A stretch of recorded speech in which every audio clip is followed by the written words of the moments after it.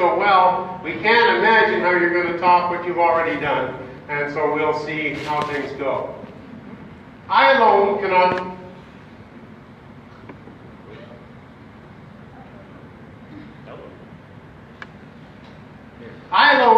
change the world, but I can cast a stone across the waters to create many ripples. What a great quotation to share the world of Rotary and how each of us can make a difference in the world by casting a stone and creating those ripples.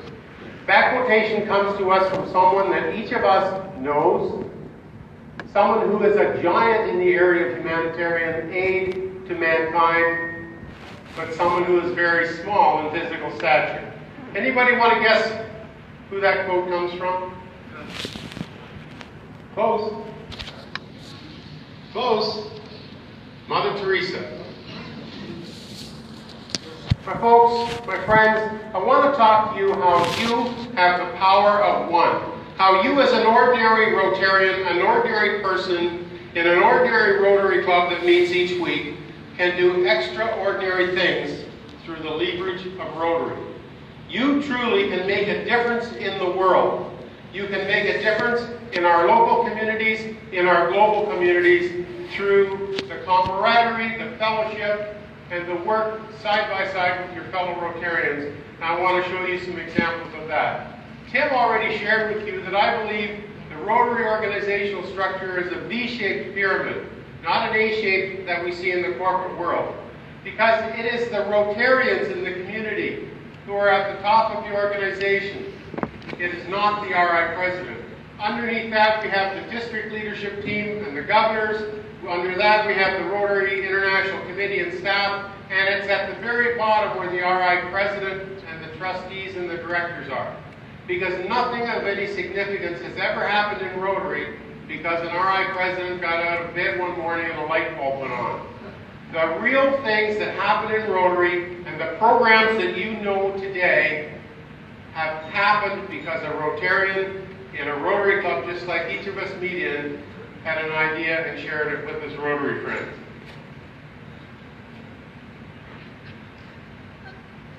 Many of you have heard of the Group Study Exchange Program, now called the VTT, and President Ian just recently introduced another program of global exchange similar to the GSE, which is being done under the umbrella of the Rotary Friendship Exchange. I remember a few years ago I sat in a home in Auckland, New Zealand, and a Rotary friend shared with me that as a young lad this high, he sat in that same living room and heard his father and his uncle talking about the idea for an exchange program of young business and professional people.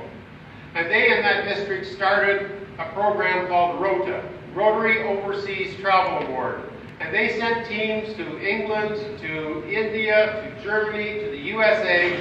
And when that Rotarian's uncle went to Rotary International as RI president, he took with him that program to the Rotary Foundation. And that is what has become our GSE or our VTT program. Because two brothers who were Rotarians shared an idea in the home of a living room in Auckland, New Zealand. Many of you know the story of polio. Assis was here and shared with us the details, but does anyone know the significance of the Rotary Club of Mabalacat, Philippines? Other than Assis and my wife. Anybody? First club to do polio. Okay? A number of years ago, I sat in that Rotary Club with a Dr. Vinny Santos. And years ago, Dr. Santos came up with an idea for a club project, which was to go out into the local communities, into the shanty towns, and inoculate the children against disease. That program was so successful every Saturday that they had to solicit help from the local nurses at the hospital. And they went out and spilled across their district, and then all of a sudden it just exploded to be a program all across the Philippines. And then when Rotary International introduced the 3H program through Rotary Foundations, they were looking for a project of a large scale that could be used as the first 3H project. And through the selection progress, it was the Philippines that was chosen to do a mass inoculation in the Philippines. And that, my friends, is how the largest World Health Initiative that we have ever known got started. Not just the largest initiative for Rotary, the largest health initiative known to mankind was started by Dr. Benny Santos planting the seeds of the idea as a Rotary Club project.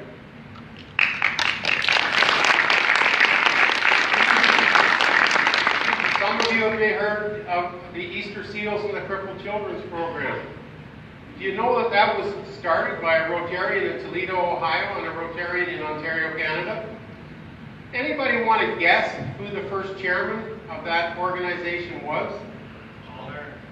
Paul Harris. Our very own Paul Harris was a friend of the Rotarian in Toledo and became the very first chairman when that institution was created. All because two Rotarians come up with the idea.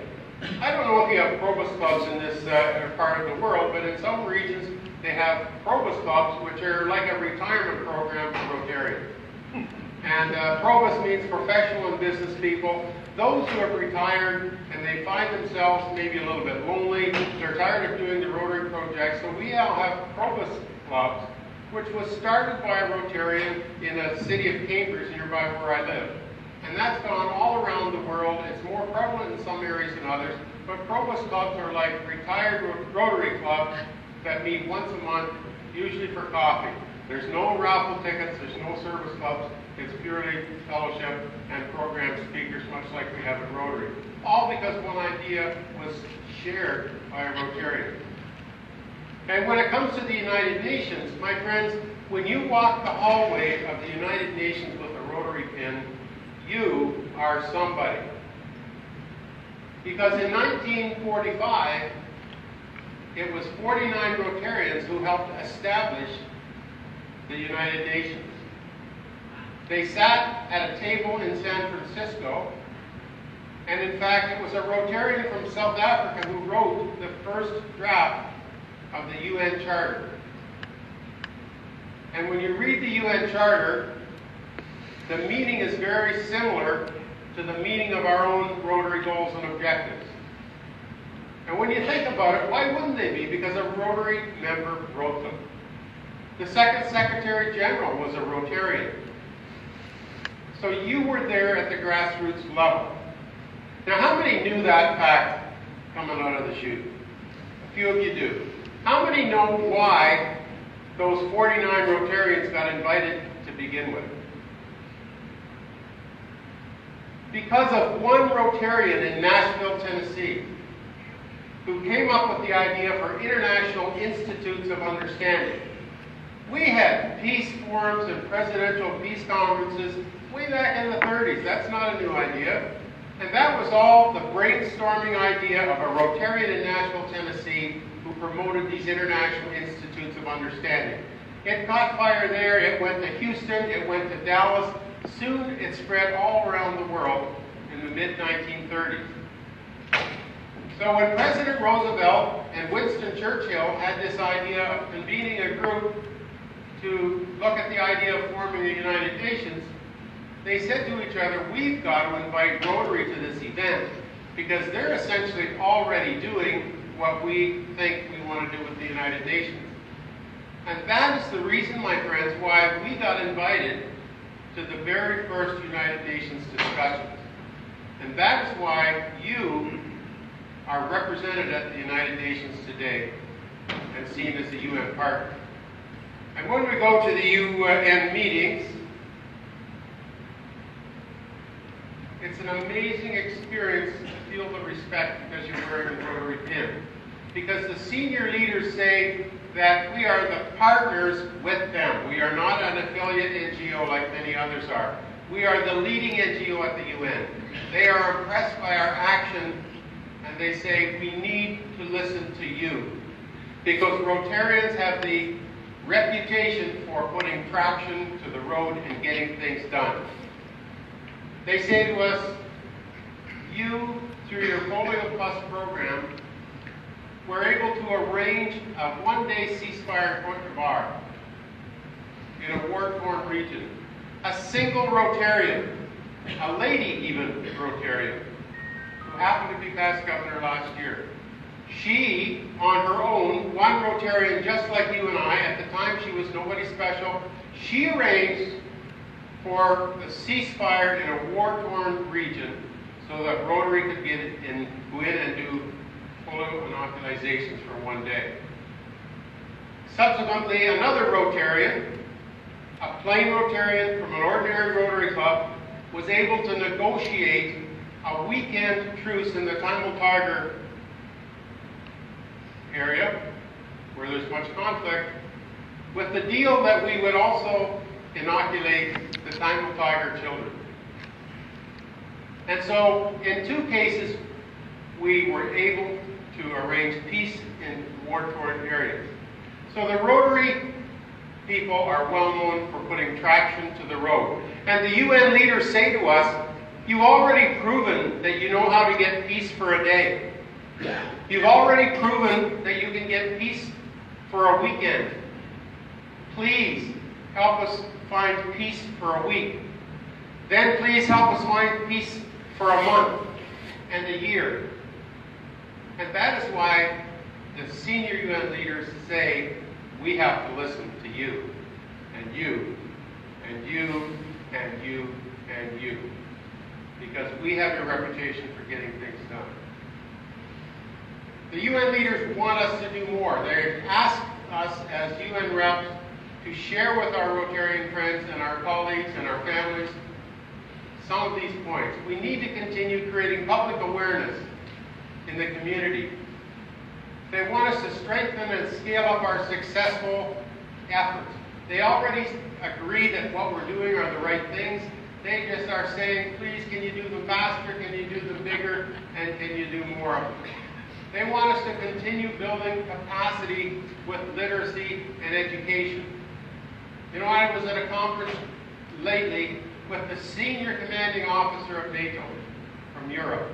And I asked him, what do you think Rotary could do to make a difference in the world from your perspective, where you're dealing with the militaries of the world, you're dealing with the senior leaders of the world. He said, you know what? You are already doing the right things. He said, every senior government official, every president, every dictator that I rub shoulders with aspire to have their children educated in the U.S. Western Hemisphere. So he said, keep doing exactly what you're doing with your exchange programs and your international understanding and your education and your literacy projects. And it will be another generation, but if we can get them educated with better education, then that is going to make a huge difference in the next generation. The UN leaders want us to promote tolerance and respect with our exchange program and with our conferences and how we all intermingle with cultures and religions. And most importantly, they want us as constituents of each of our own areas and regions to demand accountability from our governments and our service providers. Because too many times our world leaders come from their meetings, they stand in front of the media and the TV cameras, and they say a bunch of things that they think we want to hear, and then they go home and they do nothing. And when you look at the contributions that countries are making, and I'll pick on my own country, we're likely only giving 40% of what our commitment is to international development in the world. Most people would think Canada is a peacekeeping nation helping others around the world with peacekeeping. You know that Mongolia gives more per capita to peacekeeping than Canada does? And yet we're not accountable, holding our government officials accountable to walk the talk that they've committed to. And that is the single most highest priority when you talk to guys like Ban Ki-moon that they need, is they need the constituents of every region around the world to hold their leaders accountable for doing what they say they're going to do. Is this not working? Okay. I need it because I don't want this. I'll use it for a minute while you change batteries. I would have thought you'd have had new batteries in that to start. Could use some play there.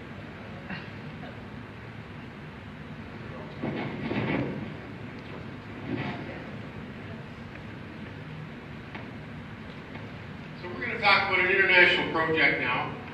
And I want to just share with you how it goes about. Some of you have already done this yourself, so who am I to be sharing this with you? But for those who don't understand how you get a project, you match up with a club in a developing country and needs your help. And this day I was taken to a school in the Philippines. And the request was that we have a feeding program for 85 malnourished children at this school. And you can see in the top left corner that this school doesn't even have enough classrooms because this class is meeting underneath a shade tree with the blackboard leaning up against it. And the two little girls in the bottom were delightful hosts, and they showed me a tour of the school. It was wonderful.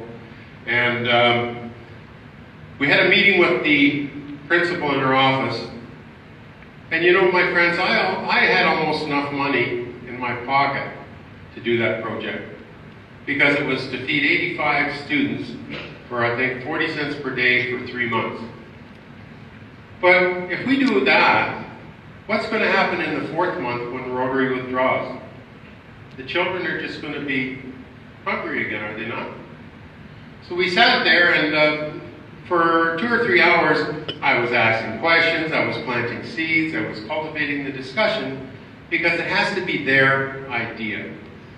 It can't be me coming from Canada or from America and just dumping a solution onto their problem. It has to be them involved in creating the solution for their own problem. And so by the end of the afternoon, here's what we had developed. We decided to do a gardening project, and we got permission from the school board to till up some of the schoolyard soil. We did a matching grant at the time, and instead of doing the feeding program, we bought rakes, we bought hose, we bought shovels, we bought fertilizer and seed. In fact, we even bought a little irrigation pump for water so they could water the garden. And this project was so successful, they introduced into the school curriculum the concept of growing food, harvesting food, preserving food. The parents got involved. And in fact, the school board and the city allowed the school to tear out a 4-foot strip of sidewalk to make this second gardening area. It was so successful. And when I went back there a year or two later, I followed up on the project. But my friends, this is only one Paul Harris Fellow. One of you can do a project like this. In this case, the club in Woodstock put in 500. Our district to 7080, which is my district, put in 15. The Philippine district put in 1,000. The Rotary Foundation put in 3. We did a $6,000 project for a $500 cash outlay from a club. That's the power that you have through your Rotary Foundation. And there's no other way that I know of you can get that return on the investment. I went back there 2 years later, and those children all came up and gave me a hug and a kiss and thanked me for what Rotary had done. Truly a heart-wrenching day in my Rotary career a few years ago. So it's sustainability. It's the way to keep things going after Rotary withdraws that's very important. Now, I gave you just a sample of a matching grant. Many times when I go to these conferences, it's a challenge. Yes, I want to switch that. Before I do, I need someone who would be willing to, we can do a matching grant right on the spot, actually. So who is willing to invest $5 in the Rotary Foundation? Is there someone that would come up with a $5 bill? Okay, pick them up. And I need someone else who would be a big spender, and if they're willing to come up and invest $10 in the Rotary Foundation, keeping in mind sometimes investments do carry an element of risk. So we need someone, this lady's coming with her $5, and I need someone who would come up. Come on up with Ken, sir. We're just going to switch microphones again.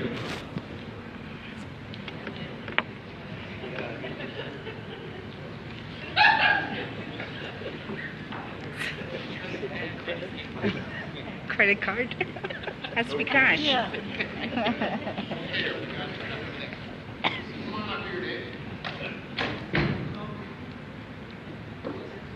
Oh, man,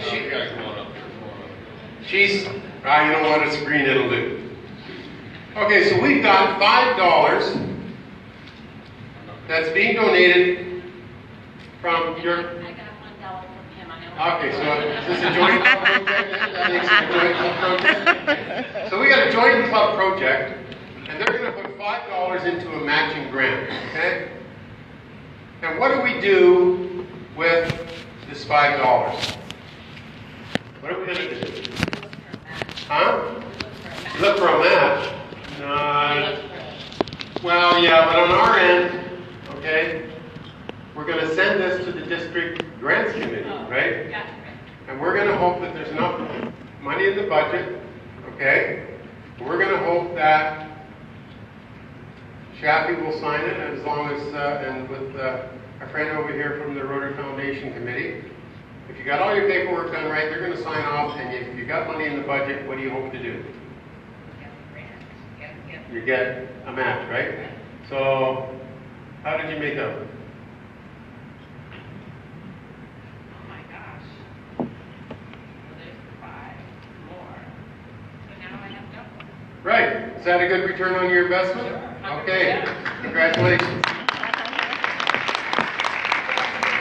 Put that we'll donate it, yeah. Okay. So we got a man here now with 10. Okay. Where did the 10 come from? David. David. Pardon? David. One Rotarian. Came from David. Came from a club. A club. Okay. And how much came from the club? $10. No. $5. 5 from the club. Okay, now you got it. 5 from the DDF, the district. Right. DDF, by the way, is what? District designated fund. Because through Rotary Foundation, each region of the world may have different needs. So the district can designate a portion of the Rotary Foundation budget and designate it towards things that they feel are important to the region of the world, right? So we got 5 from the club, 5 from the DDF. We started with 10. What's going to happen with this now? It's going to match with the Rotary International. We're going to take it to the Rotary Foundation and do a global grant. And let's see if they approved it or not. I'll let you know later. Okay. Again, I got another $10 here. Excellent. So is that a good return on your investment? My friends, where else could you go and get a 400% return on your investment? Is there any other charity that you know of where you can get that sort of investment? I don't know any. 400% return on your investment through your Rotary Foundation. My friends, we do need your financial support because everything we do in Rotary is dependent on the financial engine receiving the fuel that you and your friends and the projects provide. Another project in Mexico with wheelchairs.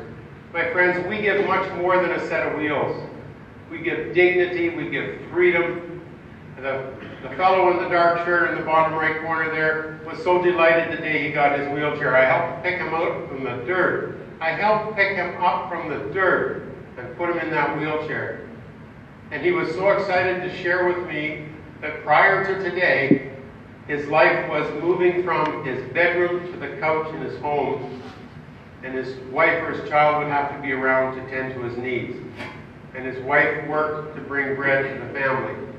And tomorrow morning, he told me he was going to hit the road and he was going to find a job in that wheelchair so that he could help his wife put bread on the table for their family. For $150, you changed that man's life.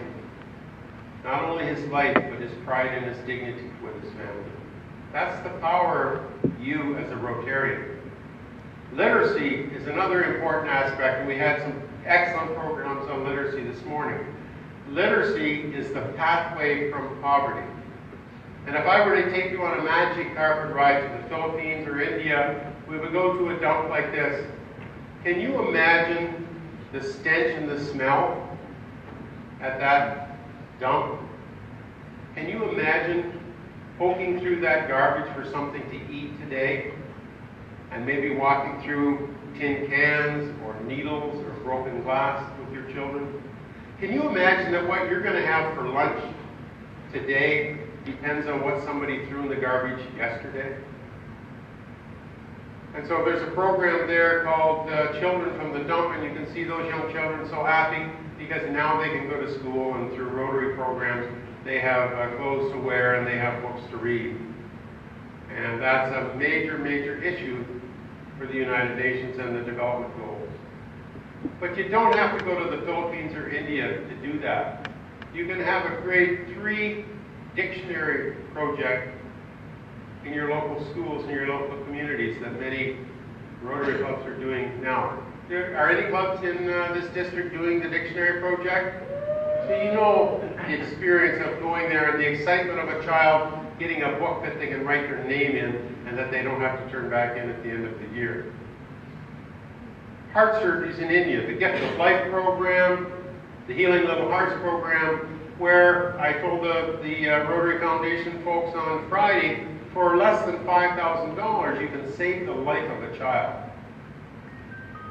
For less than $5,000, you can give life-saving heart surgery. And here's how it works. Cash from the donor, the district DDF, the Rotary Foundation, total cost of just under $5,000, because the hospitals in India have negotiated with Rotary that we can use their facilities if they pay their out-of-pocket costs, and the Rotary surgeons and cardiac doctors donate their services to do these heart surgeries. My friends, we don't have to have a board meeting of our club to decide if we want to give a child the gift of life. Any of us in this room, if it was a priority for us, could do that personally. We don't need to have a board meeting to make that decision. And the difference with Rotary is that when you do that project, through myself or Gift of Life or Heart Healing Little Heart, you can receive a photo of the child that you saved. In fact, if you want to come with us to India, we can take you and you can actually hold the child whose life you saved.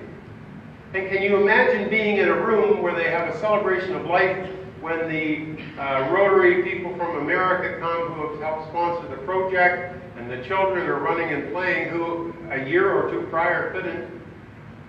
Fathers have taken work off that day, by the way, at a wage of $75 a month. But they've taken a day off work to come to personally thank you for what Rotary has done. And when we were there one day, I didn't tell this to the other group, but I thought I was talking to people and I felt tickles on my feet. I thought, my goodness, do they have mice here? And I looked down and the mothers are kneeling and kissing my shoes. The mothers are kneeling and kissing my feet and Grace's feet. Not because of Doug or Grace. It was because we're wearing the Rotary logo. So I'm no different than any of you. Any of you can do that. It's as simple as a phone call to your travel agent. I'll take care of the rest. I know Aziz will take care of the rest. It's a simple call to your travel agent. And Rotary Network will do the rest. So we've got people kissing our feet. We've got children coming up, boys undoing their shirts and showing us their chest where their star is. In such a simple but yet profound way to show their gratitude. Little girls lifting their party dresses to show you theirs. They are just so grateful. And when you think of it, if your child received life-saving heart surgery and you're standing in front of some people who are responsible, how would you show your gratitude? How would you thank them? Many of them are speechless. And I told the story the other day of one who brought her little girl, handed me the little girl, I'm holding her, I'm smiling politely, she made some words to me in Hindi. And the Rotarian who was escorting us at the time said, I smiled and said yes. My Rotarian friend, interpreter, said, do you realize what you just did? I said, well, no, not really, I'm just trying to be nice. He said, actually, that lady just said that without you, her child would have died, and you are responsible for saving the life of this child, therefore she's giving the child to you. And you said yes, thank you. So that's when I called in the recruits, the big guns of grace. And by the God of grace, Grace took the child and befriended the mother, and she got me out of that predicament. But it's just amazing the gratitude that they have, and I'm spending way too much time on this. But it's the power that you have as a Rotarian, and the power of 2 drops that a Rotarian can give, or it's the power of just $1 to give that polio inoculation to those people through the good graces of people like Assis and his friends. And I won't say more about polio because we've already heard that. But it's the power that you have. And I've already told you how that story got started by one Rotarian, Benny Santos. Another one of our projects, we went on a medical mission. I was asked to speak at a conference in Mexico, and the governor emailed me and said, look, we're having a medical mission the week prior to the conference, and I would just love it if you can spare the time, if you could come and help with the medical mission and have that experience. So I said, yes, I'd love to. Thank you for the opportunity. So we go to Mexico, and the first day, the doctors thought they could do 100 surgeries for the week. The first day, we come to the hospital, and we come around the corner, and there's over 400 people in line, hoping to get eye surgery. The doctors figured they could do 100. We've got a program where the Rotary members go as volunteers. All the doctors were volunteers. Gophers, I was a gopher, was a volunteer. The hospital donated the facilities. And we did a Rotary Foundation matching grant, or a global grant, to pay for the medicines and the supplies and some of the disposable equipment needs. My friends, for $10,000, you gave 84 people eyesight. The first thing they had to do was screen out from 400 to 100, and when it came time to actually do the surgeries, there were 16 who had blood disorders or some other complications that it wasn't safe to do the surgery. So that's how we got from 100 down to 84. But for $10,000, you gave 84 people eyesight. That's $132 each. Is that a good bargain for your Rotary Foundation dollar? Yes? That's just 10 Paul Harris Fellows. That's the power that you have in Rotary. You are the power of Rotary.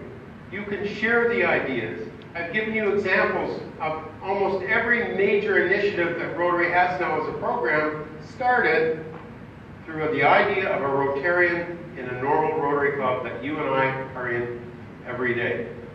You truly do have the opportunity as an ordinary person to do extraordinary things with your friends through the leverage and through the power of Rotary. Take advantage of that opportunity and show the power that you have to make a difference in this world, to make a difference in your own life, in the life of others you will never know. And just to conclude, the question I always get is, of all the experiences you've had, what would stick out in your mind as being the most exciting or the most impressive on you? And without a doubt, of course, saving a life through heart surgery is important. The hugs of 85 children coming and thanking you for their feeding program is important. But it would be back to the medical mission for the eye surgeries. I was working in the registration area, and I was kind of a gopher, and this lady came in to register, and I was in charge of taking those patients down to the operating room area. And so one of the things that the doctors did when they screened from 400 to 100 was they first took people who were totally blind and could not see. That was one of the first things they did. The second was that they determined that they would operate on one eye per person to try and get more people done. And so I walked her down in a shuffling kind of manner to the change room. I helped her get up on the gurney, and I wheeled her in to the operating room. Now, can you imagine being an 85-year-old lady, and you're going to have eye surgery from a doctor you've never even met? Kind of shocking to think that this doctor doesn't even speak your language. Can you imagine the courage she must have had? The fortitude and the trust she must have had in Rotary to not even know the doctor, not even speak the language, and yet there she was. And I stayed with her while she had that eye surgery, holding her hand in the operating room, so I built a little bit of rapport with her. The following day, they were asked to return so the doctors could take off the bandages and make sure that the healing was starting and that things had gone well. So the next day I was volunteering in the recovery checkover room, and so I saw this lady coming down the hallway with her friend. And I knew she couldn't see, and her friend was shuffling. There was 2 or 3 kids running around. And so she came, and I thought, oh, here comes the lady. I'm going to stay in this room and be here when she gets her bandages off. And as soon as she heard my voice, there was a big smile on her face because she recognized me from the day before. And so, of course, my voice to her was a kind of a form of comfort. My friends, I stood in that room, and I watched the doctor take off the bandages to check her eyes. And I got to tell you, for $132, you gave that lady eyesight. You, through Rotary.